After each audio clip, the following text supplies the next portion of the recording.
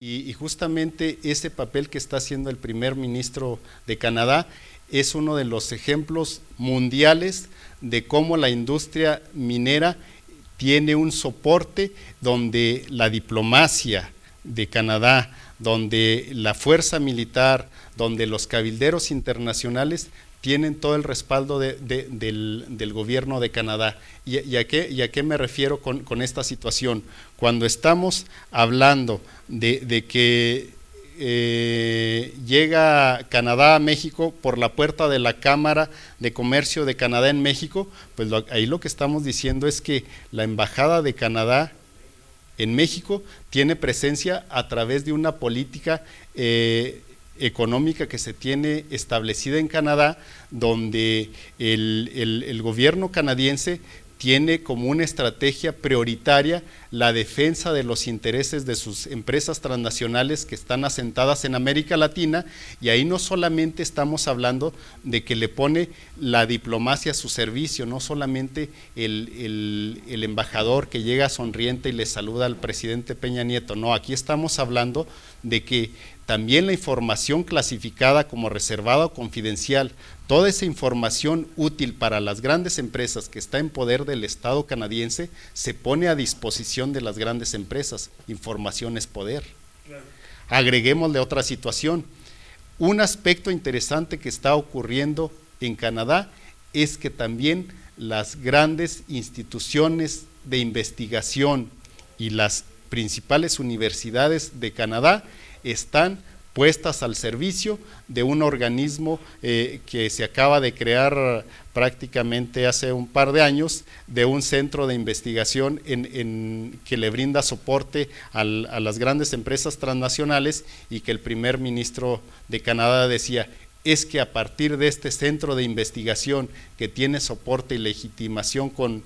el acompañamiento de las grandes universidades y centros de investigación de nuestro país, va a ser el principal embajador de los intereses de las empresas canadienses en el mundo y empezando en mayor medida con América Latina. Entonces estamos hablando de que ahí hay un ejercicio de donde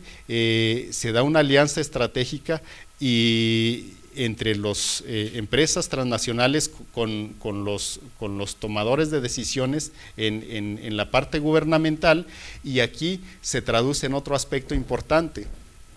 Mientras aquí en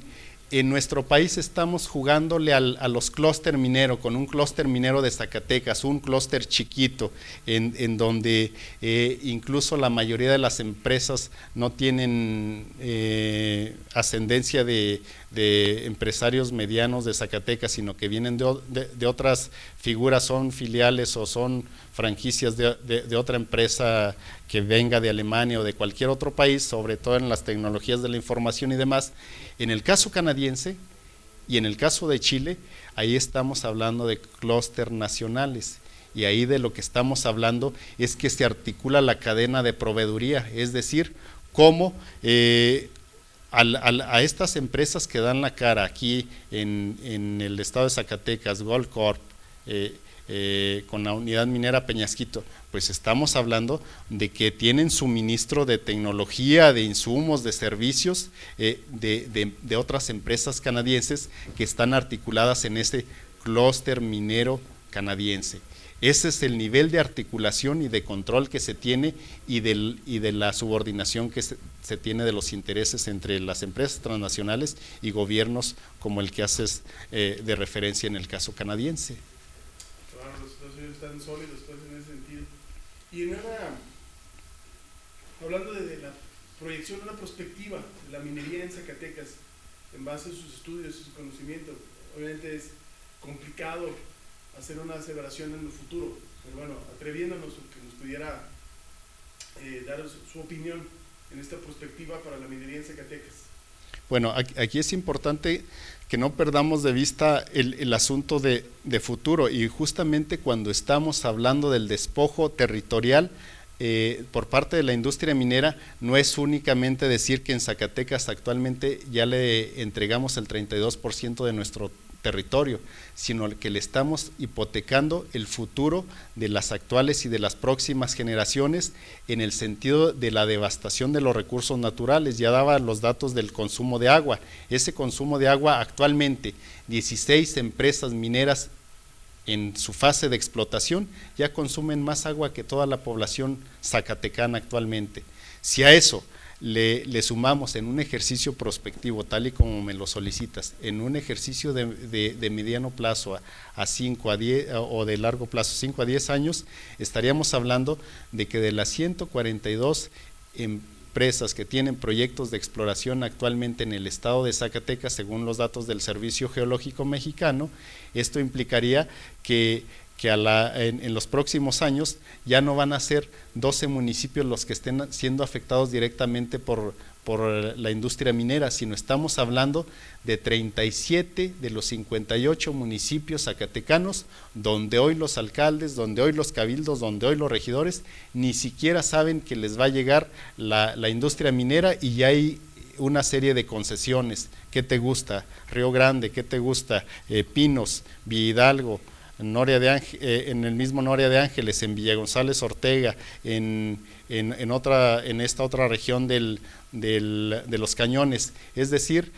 imagínate que tengamos una mina a Tajo Abierto en el municipio de Jerez, imagínate que tengamos otro Peñasquito en el caso de Río Grande. Estamos hablando de afectaciones que vienen para Zacatecas, y por eso es importante que las comunidades, es importante que desde la academia estemos dando, en este caso, la lucha con el conocimiento, que estemos dando la lucha a través de la investigación científica, del procesamiento de los datos, del análisis de la información, y que esa información haya la receptividad de parte de la población de interesarse en estos temas que nos ocupan y que nos van a afectar en el futuro. Pero también hace falta que desde las autoridades gubernamentales haya esa sensibilidad para que entendamos que si hacemos realmente una sinergia entre el Congreso local, entre las autoridades del gobierno del estado de Zacatecas, llámese SAMA, llámese las instituciones de carácter económico, establecemos alianza con la Universidad Autónoma de Zacatecas, con el Crucen de Chapingo, que podamos materializar un observatorio ciudadano para los megaproyectos extractivos de la minería. Estamos hablando de que eso nos va a permitir que a la hora de que se haga algún planteamiento de política fiscal, política económica, programa social, tenga un argumento técnico, tenga una base científica,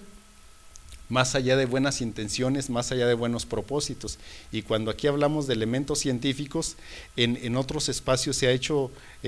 público el caso de que algún investigador del doctorado en estudios del desarrollo, el doctor Pérez Veina, él ha hecho estudios relacionados con los impactos de la industria petrolera en el sureste mexicano, y con la metodología que él tiene, bien establecida en términos estadísticos, en términos numéricos, bien puede aplicarse a cuantificar, a medir qué está ocurriendo con los impactos ambientales de la megaminería en el estado de Zacatecas, y eso nos daría pauta, más allá de los números que les acabo de compartir, de los grandes consumos de agua y de los residuos que genera la industria minera, nos daría la posibilidad de cuantificar de una manera puntual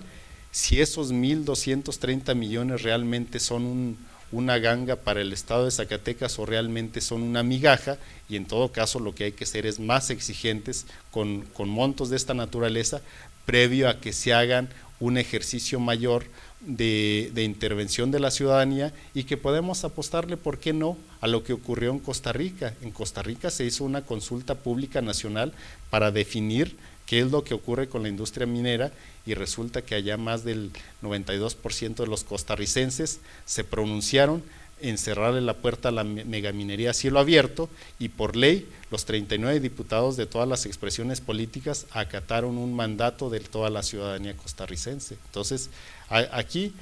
sí quiero poner de manifiesto, como investigador, mi papel es únicamente analizar información, poner los datos sobre la mesa, y ya los tomadores de decisiones, sean los entes gubernamentales y sea la propia ciudadanía, que tome la mejor decisión, pero siempre y cuando sea informada y corresponda a argumentos que tengan que ver con lo que está pasando con el ambiente, con lo que está pasando con las afectaciones o beneficios sociales y no solamente un asunto contable de cuántos pesos le hago llegar a mi estado para resolver un asunto de coyuntura. Hay que ver una perspectiva prospectiva tal y como nos invitas tú en tu reflexión. Una última pregunta, en base a lo que comparte el ejemplo de los costarricenses y cerraron la megaminería. Yo leía información al respecto de que el clúster minero, el sindicato minero defiende que son en Zacatecas quienes más generan el Producto Interno Bruto. Pero mi pregunta va enfocada en esta comparativa que usted me hace en cuanto a Costa Rica. ¿Qué pasaría si la minería cerráramos puertas en Zacatecas y en México? Particularmente Zacatecas, que es el estado en el que habitamos. Bueno, aquí el asunto del empleo no debemos desdibujar, no debemos menospreciar que actualmente la industria minera genere 13.409 empleos de acuerdo a lo que nos arrojan las propias cifras oficiales del INEGI. Ese es un dato importante, pero es importante también que tengamos en cuenta que actualmente en el estado de Zacatecas tenemos 4 actividades que son las más dinámicas, que son las que más le aportan al Producto Interno Bruto. Y en primer lugar aparece la minería. Las otras 3 actividades productivas, la minería estamos hablando de un porcentaje prácticamente 1/3 del Producto Interno Bruto en términos redondos, mientras que el resto de las otras actividades importantes para Zacatecas estamos hablando de la maquila automotriz, estamos hablando del turismo cultural y estamos hablando de la agricultura por contrato. Cuando vemos esas 4 actividades económicas, es la actividad agrícola la que mayor empleos genera. Estamos hablando de más de 200,000 empleos y demás. Estamos hablando de que la maquila automotriz y el turismo cultural, esas 3 actividades económicas tienen una generación de empleos muy por encima de la minería. Entonces ya vemos que no necesariamente el hecho de que tu actividad minera sea la que más le aporte al Producto Interno Bruto, por el lado del empleo, es la que menos empleo genera de esas 4 actividades económicas más importantes. Entonces, aquí lo que tenemos que ver también es en la parte de la remuneración. Si es cierto, ya poníamos los datos de que comparativamente con otros países, el trabajador minero gana mucho menos que el canadiense o el estadounidense, pero por actividad productiva, también sí es cierto que los trabajadores mineros tienen una percepción mayor que en el resto de las actividades económicas, pero aquí otra vez el asunto no hay que verlo solamente en términos económicos, en términos de percepción, sino qué está pasando con la calidad de vida, qué está pasando con la forma de vida de los trabajadores mineros en relación justamente con ese indicador de la esperanza de vida. Un trabajador minero fallece en una edad más temprana que el resto de las actividades productivas, entonces ahí eso no hay que perderlo de vista.